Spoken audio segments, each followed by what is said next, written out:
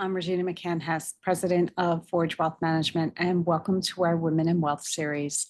Today, we're going to talk about major life transitions. And obviously, I'm not going to be able to cover every single life transition because there are a lot of them. But I am going to try and talk about a couple of the big ones that we're going to have in our lives. Some of those life transitions are fun, like getting married and having babies, and others are not so fun and very, very serious topics. But we're going to try and cover a couple things like, when you're first time you're getting married and you're really young, a lot of people don't think about prenups, so to speak. But it is something that could help protect both parties in the event of a divorce, in the event of, creditors on one spouse versus the others. If you had a prenup, and it would protect your assets if your spouse had debt and people were coming after money for that debt. Those are sometimes helpful reasons to have prenups, not to mention, obviously, if a marriage doesn't work out, it becomes a way to dissolve the marriage without as much fuss because some of those big decisions are already decided. And I think where you're seeing most people who really, really need to seriously consider prenups are anyone who's getting married for a second or even third time. Because in those cases, you've either been divorced or you are a widower, and you may most people would have had children, not all, but you still have a lot of times family members to protect and want to make sure that if you have children, that your children are protected as far as the finances go. So an example of that would be if you're divorced, you had a big pile of assets, right, in that marriage. And then in that divorce, those assets got split. And some of those assets are now yours. Some of those assets are your former spouse's, but you don't have as big a pile anymore. You were basically your asset pile was cut in half. So then if you were to enter another marriage and that potentially, ended in divorce, now your half becomes cut again if you don't have a prenup. So those are good reasons why you would want to have a prenup, especially if it's a second or third marriage. There's, a lot of children to be considered, and, saving those or protecting those assets for that child or children. And a lot of studies show that women in a remarriage are more likely to ask for a prenup because they are, like the mama bear, they're protecting their cubs, right? So they want to make sure their children get their assets and their money as opposed to a new spouse. The counter to that is men are less likely to ask for a prenup on a further marriage. It doesn't appear to be a top topic for them.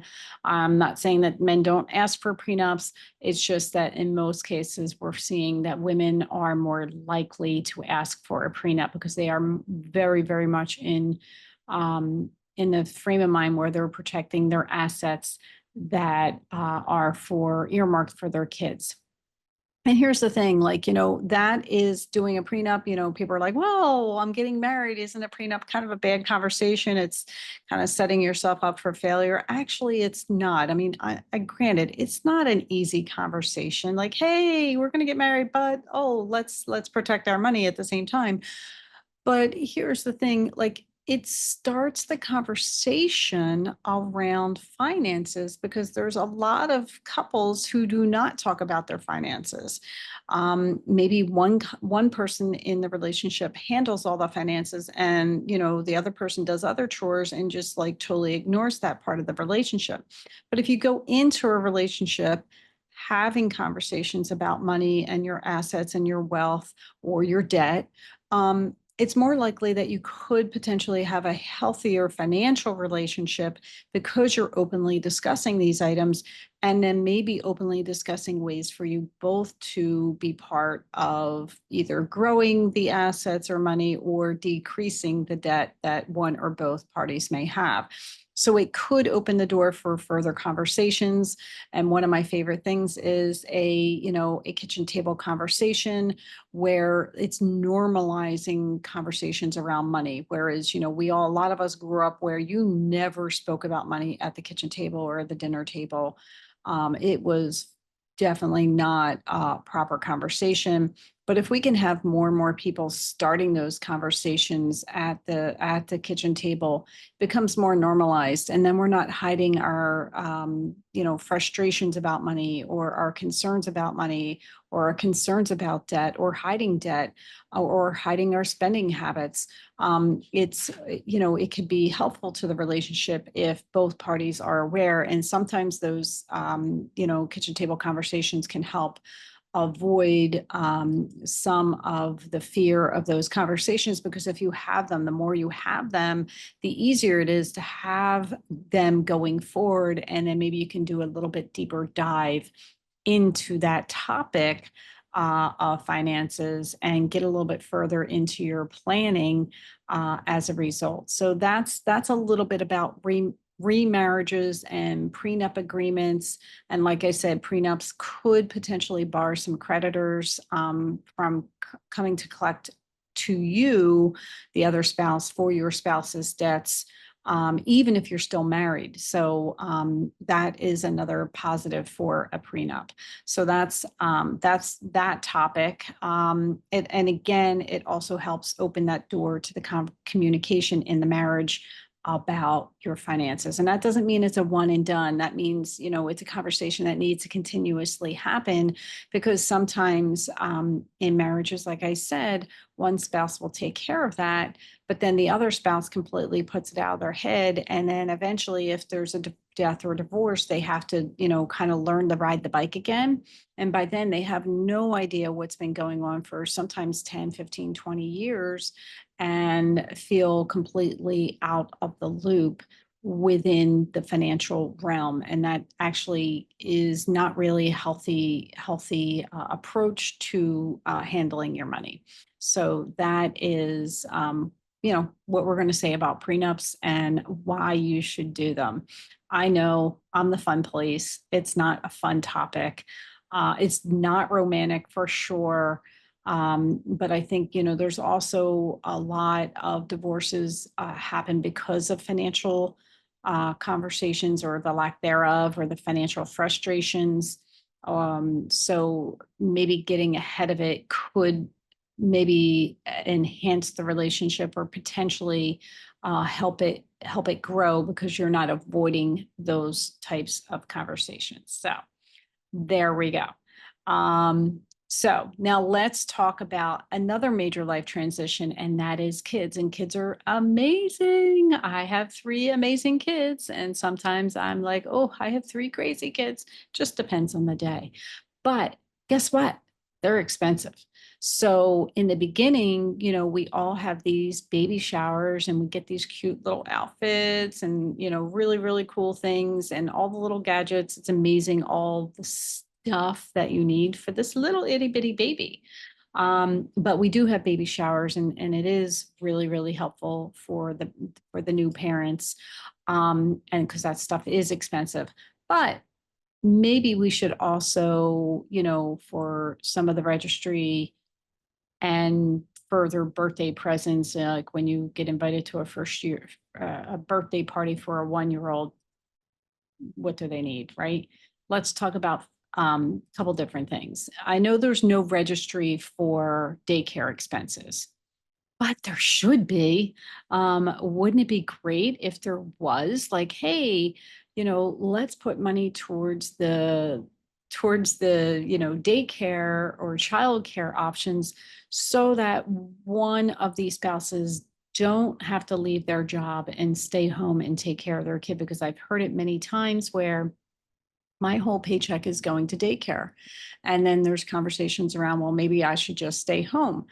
And it's one thing if you want to stay home because you want to raise your children, in that fashion. It's another if you stay home because you feel like you're only working to pay for daycare.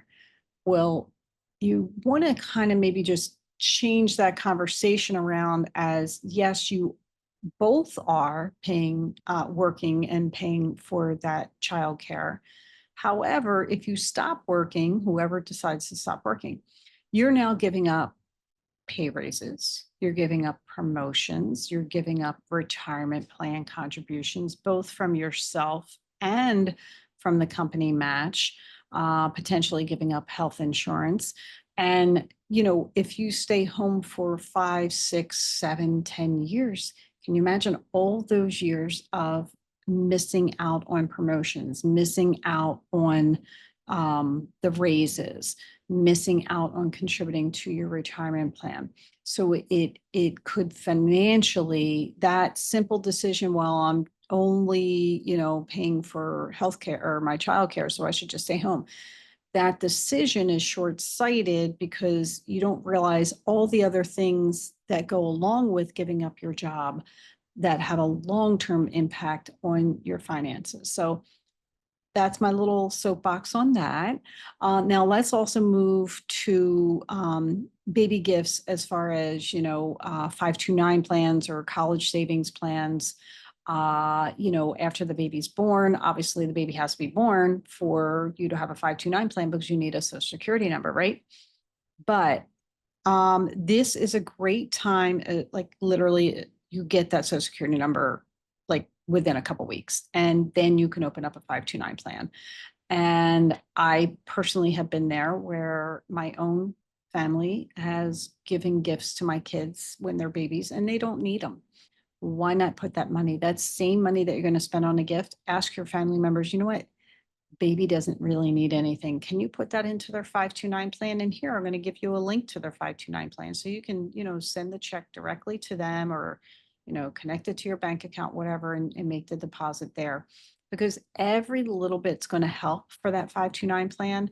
And as parents told me before, it goes quick. Like in a blink of an eye, your kids are going to be ready to go to college.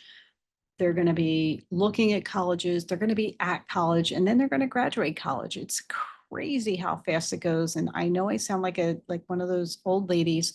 And so many people said it to me and I believed it. I'm like, yeah, I see how this is going to go fast. And guess what? Now I have two in college and one, about to enter college next year. So I see the impact of having the 529 plans and starting early and contributing often. Any grandparent, aunt, uncle who wants to give you a gift, say, you know what, baby's okay. We don't really need a lot. Can you contribute to the 529 plan? Birthday presents, Christmas, Hanukkah, whatever the holiday is. Yeah, baby's fine. Can you just contribute to the 529 plan? I know my father-in-law got really annoyed with me because I would do it every time he would send, presents for the kids and he would send money. And I'd be like, oh, that's going right into the 529 plan. So eventually he caught up with me and he's like,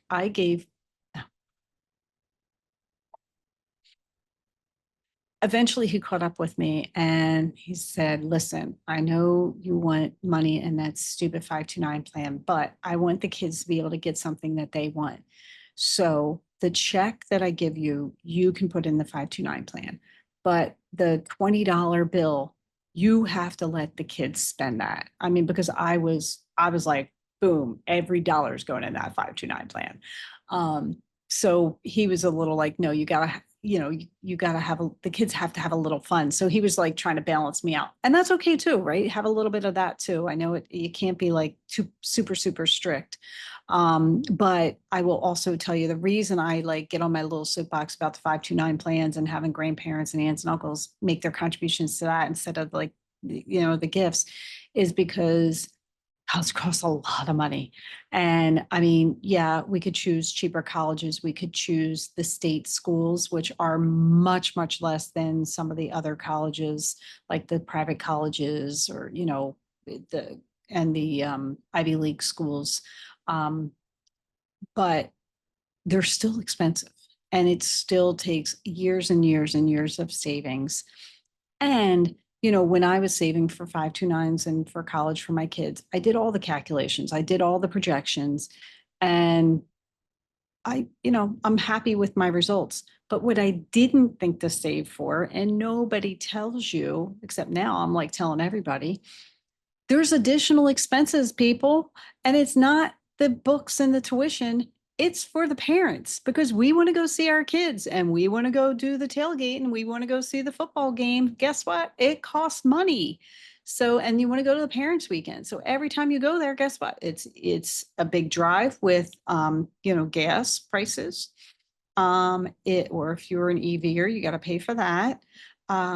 It's an airfare, it's hotels, it's eating out almost all the meals on the road. It adds up.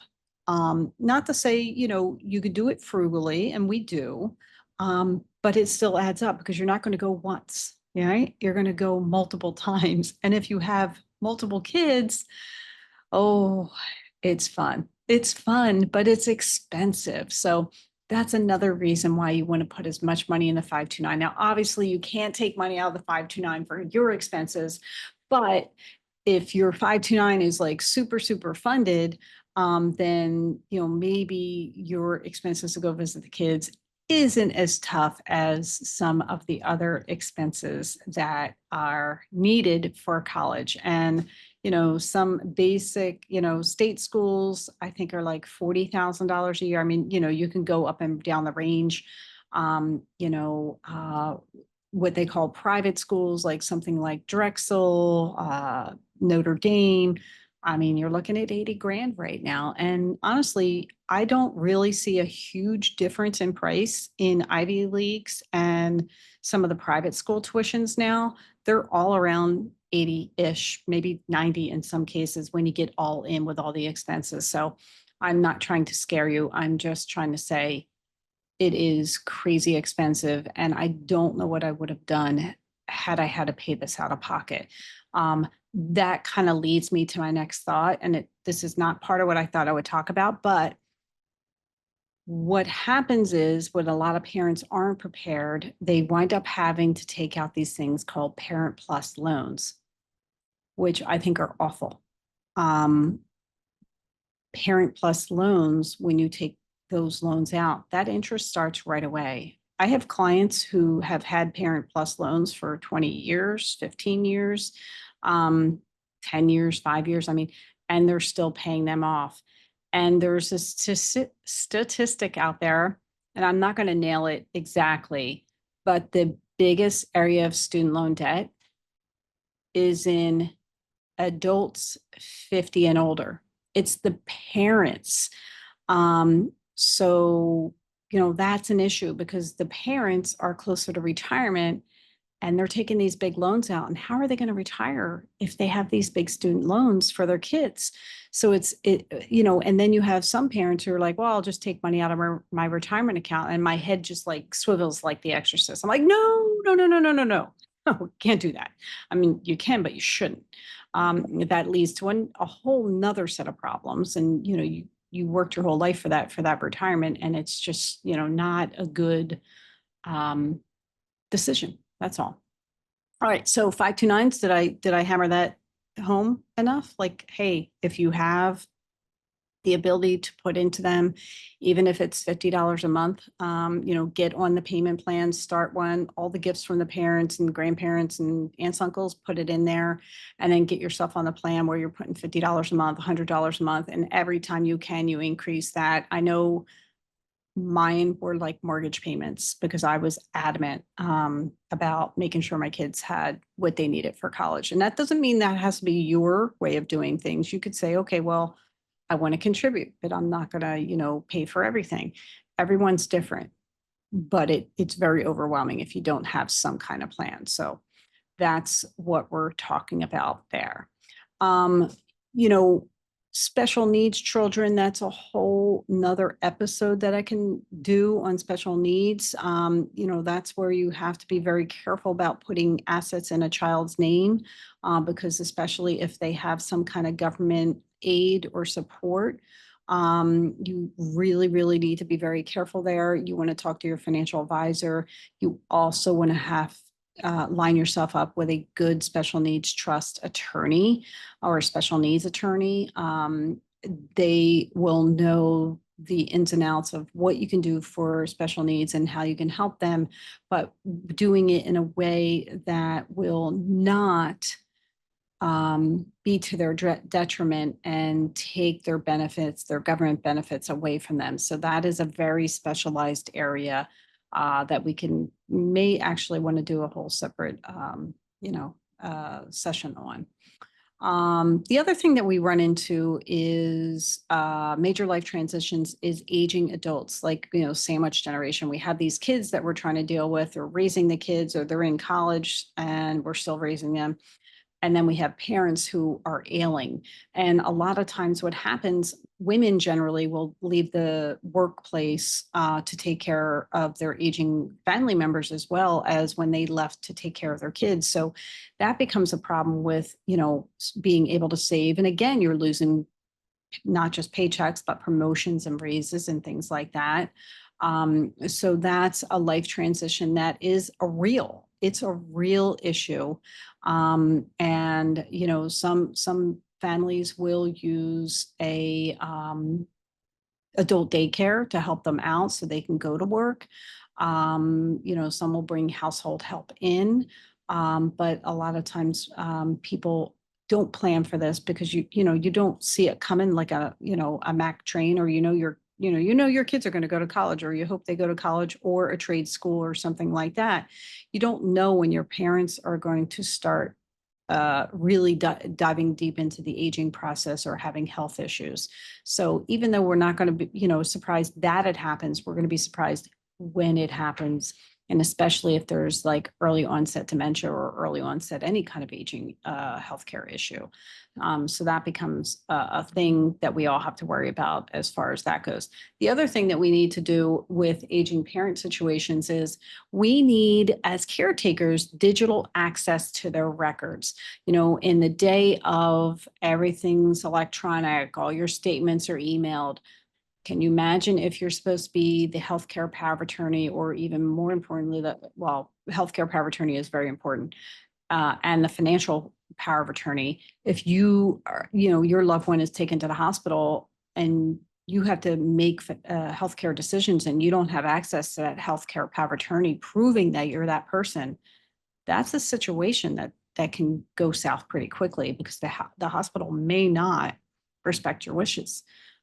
So you need to be able to access that. If your parents have named you, you need to keep that accessible on your own electronics or in your car or something where you can, grab it at a moment's notice to be able to do it. And you want to have a backup person just in case you're not around. If you're out of state traveling, whatever, a secondary person can stand in for you. You want to be able to have that information available, have a backup plan. Same thing goes for financial power of attorney. You don't know when things are going to happen. So your financial power of attorney needs to be also, you need to copy, they have to have a copy of that power of attorney. They have to know they're the power of attorney, and your backup plan, whoever you make as your successor, their successor power of attorney also needs to have access to that information when the time comes. So digital access to those, forms are very, very important, but also knowing how to access all of your accounts digitally are also very, very important, because you may not have a folder file at home with, oh, here's all my investment accounts, here's all my bank accounts, here's this, here's that. You may have it electronically now, and people need to know how to get into your computer when the time comes. Running out of time, but the other life transition that we talk about is death of a spouse. And obviously, even though we know at some point we're going to die, we don't like to plan for it. Who would want to, right? It's inevitable, but it's the country song. Obviously, everything's a country song, isn't it? Everybody wants to go to heaven, but nobody wants to go right now. I think it's Kenny Chesney. It's a good song. I might be wrong. I don't know. But it is definitely a line from that song. Everybody wants to go to heaven, but nobody wants to go right now. It's a really good song, but that's the truth. Nobody does want to go right now, and also nobody really wants to plan for it. It's a topic that is very difficult for people to have. And how is it going to impact your family members? I mean, I'm not saying you have to be 90 years old to die. I mean, people die. Tomorrow is not guaranteed, right? We don't know what's going to happen tomorrow. You'd be in a, yeah, I'm not even going to say it out loud, but something could happen, right? Because, you don't want to wish that on anybody, but things happen. So we got to plan for it. Is your will in place? Do you have life insurance? And some people are like, oh, what do I need life insurance for? Well, what if you have kids? Is your spouse going to be able to, support them without you until they're done in college and launched successfully in life? What about your spouse? Is your spouse going to be okay?